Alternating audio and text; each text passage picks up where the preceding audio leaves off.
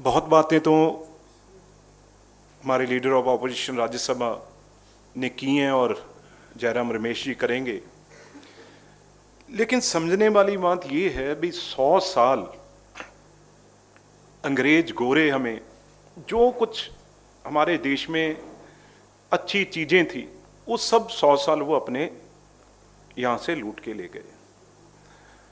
अब मैं सीधी बात, जो बची हैं पिछले 6 साल से जो बची हैं उसे हर चीज प्राइवेटेशन के नाम पे ऊपर जो चंद हमारे लोग हैं उनको हर चीज सौंपी जा रही है जो बची हुई है।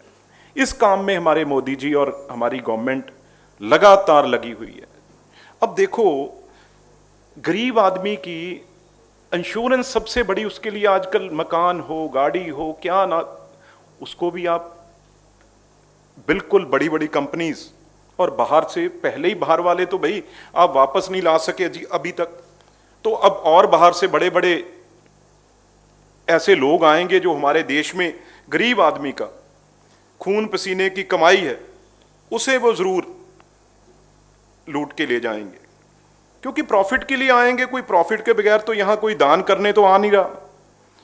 अब आप एयरपोर्ट्स, आप 1,75,000 करोड़ का आपने एक टीचा रखा है, बेशक कभी जितने भी 6 साल में पूरा हुआ जो नहीं हुआ, लेकिन आप आंकड़े देखिए भी, क्या क्या चीज आप देश की, चाहे वो एयरपोर्ट्स हो, पोर्ट्स हो, कोई चीज आप छोड़ेंगे नहीं।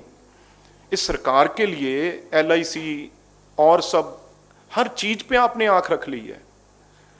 और अगर आप देखें, बड़े बड़े इंस्टीट्यूट देखें, IIMs देखें, हर जगह SC OBC BC, कहीं भी आप कोई पोस्ट उस पर भरेंगे नहीं, वो सब खाली पड़ी हैं, बड़े से बड़े इंस्टीट्यूट। और जो डीजल पेट्रोल आप धड़ल्ले से हर रोज किस तरीके से आप कीमतें बढ़ा रहे हैं, आपको बिल्कुल इसकी कोई भी परवाह नहीं।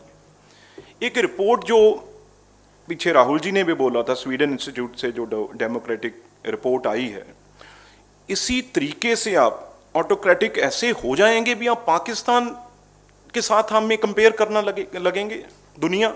और रिपोर्ट में यह है भी, हम बांग्लादेश से भी हमारे वर्ष हैं हालात। आप देखिए, जो हमारा सबसे बड़ी डेमोक्रेसी लोकतंत्र का मंदिर था, उस पे लोग, अब बाहर के लोग हमें शिक्षा देंगे। कहां खड़े हैं हम? जब प्राइम मिनिस्टर से पूछते हैं भाई वो किसानों को आपने नंबर तो दे दिया था, आप तो इस हाउस में नहीं आते जो 130 करोड़ लोगों ने चुना हुआ हाउस है, उसमें आप कोई जवाब नहीं देते। तो नंबर तो किसान बेचारा कहां से 6 महीने से वो बैठा है, आपको कोई फिक्र नहीं है। 300 से लोग ऊपर मर चुके हैं, जान दे चुके हैं, लेकिन आपके पास टाइम नहीं है बात करने का। गरीब के पास आपके पास टाइम नहीं है, किसान के पास आपके पास टाइम नहीं है। उसकी छत का क्या होगा, उसके घर में सिलेंडर, आप किसी भी एजेंसीज में जाके डाटा देखो, जो भी एजेंसीज हैं किसी भी कंपनी की हों, देखो पिछले 6 महीने में कितने सिलेंडर वहां पे कम हुए, कोई रीफिल करवाने नहीं जा रहा। 800 से ऊपर। आप बताओ, एक टीवी में एक रिपोर्ट आ रही थी, वो कहती जी मेरा घर का रेंट तो, जयराम रमेश जी वो कह रही थी 500 रुपया मैं इस कमरे में रह रही हूं देके रेंट पे, तो 800 रुपया मैं सिलेंडर का कहां से दूं? तो ऐसी चीजें ये क्या प्राइम मिनिस्टर और इनके कान पे सुनाई नहीं दे रही? कहां बैठे हैं, किस जगह ये बैठे हैं जो इनके पास ये बातें सुनाई नहीं दे रही? और मैं समझता हूं मीडिया एक ऐसा है जिसके हिसाब से ये बातें जाएंगी।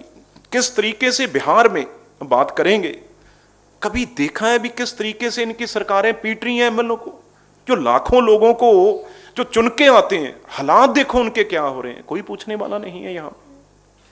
इसलिए हालात देश के बहुत अच्छे नहीं हैं। चाहे हम बात करें, देखो बाकी मुद्दों पे जरूर जयराम रमेश जी बात करेंगे, पर मैं पार्लियामेंट में हमने हर कोशिश की, इनके जितने भी बिल आए, हमने किसी जो देश के लिए कोई अच्छा बिल था हमने उसे रोका नहीं। लेकिन जो जो चीजें, चाहे वो जम्मू कश्मीर के बारे में बजट था, चाहे वो पौंडीचेरी में उसके बारे में बजट था, हर चीज में कट है। डिफेंस के बजट की बात करें, बात हम बड़ी बड़ी करते हैं चाइना के साथ, लेकिन डिफेंस में कितना कम है, एग्रीकल्चर में कितना कम है, देखे तो सही। हेल्थ की बात कर रहे हैं, कोई पैरामेडिकल स्टाफ का कौन पूछ रहा है? पैरामेडिकल स्टाफ आप एम्स तो बनाएंगे, लेकिन वहां हम रखेंगे कहां लोग? कोई वैकेंसी मैं देख रहा था, कोई किसी की, कोई कंपाउंडर, कोई नर्स, कोई किसी, कोई वैकेंसी नहीं है। बिल्डिंगें, इमारतें बना के क्या करेंगे? तो इस तरीके से बहुत बड़ा जो वर्ग है हमारा वो हिट हुआ है, और बहुत लोगों को आसें थी इस बजट से, पर लेकिन बिल्कुल आम आदमी के लिए बजट ये खोखला बजट था। इसमें कोई भी, क्योंकि गरीब अनऑर्गेनाइज सेक्टर की बात करें, उसके पास तो कुछ भी नहीं है। उसके बारे में नीति आयोग ने इनको बोला भी कोई अलग पॉलिसी लेके आए, क्योंकि उनके पास, बेचारों के पास कोई नुकसान बचाने वाली कोई चीज नहीं है, तो कहां से बचाएंगे? उनको हमने बोला था 10-10 हज़ार रुपया दीजिए अनऑर्गेनाइज सेक्टर को, लेकिन कोई नहीं पूछ रहा। किस तरीके से वो शहर छोड़ के बेचारे अपने अपनी स्टेट्स में गए हैं, उनके बारे में पूछा? किसी बारे में फिक्र नहीं है। सिर्फ इलेक्शन रैली होनी चाहिए, वहां पे भाषण अच्छा सा होना चाहिए, दैट्स ऑल। उसके बाद इस सरकार में सिर्फ जुमले और ये कहना ये चीज एमएसपी है, एमएसपी थी, एमएसपी रहेगी। अब पता चल जाएगा क्या हालात हैं। बैसाखी हमारी आने वाली है, अभी तक वहां पे प्रोक्योरमेंट के लिए बैग नहीं भेजे, अभी तक वहां पे ना जूट बैग है ना प्लास्टिक बैग है। इस तरीके से प्रोक्योरमेंट होगी। और ये सिला दिया जा रहा है पंजाब को, जिसने सारे देश को अनाज दिया।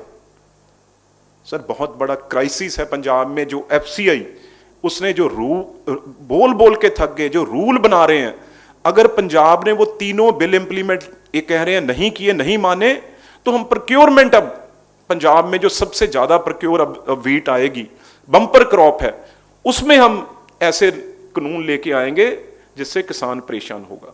तो ऐसी चीजें हैं। तो लेकिन पर जैसे खड़गे साहब ने कहा भाई, एक मेजॉरिटी का, इतनी बड़ी मेजॉरिटी का जो जितना फायदा उठाया जा रहा है वो उठा रहे हैं, कोई फिक्र नहीं है उनको लोगों का। लेकिन लोगों से अपील है आपके माध्यम से, अब ये जो स्टेट्स में इलेक्शन है, जरूर इनको, गरीब आदमी की जो कमर तोड़ी है उसकी सजा जरूर दें।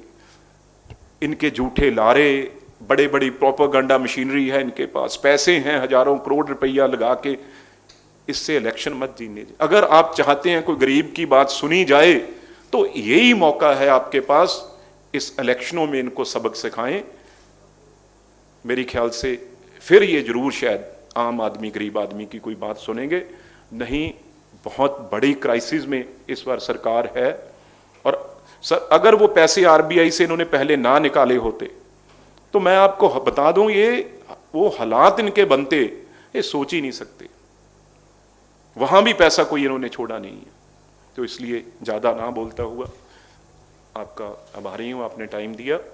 और अब शुक्रिया बिट्टू।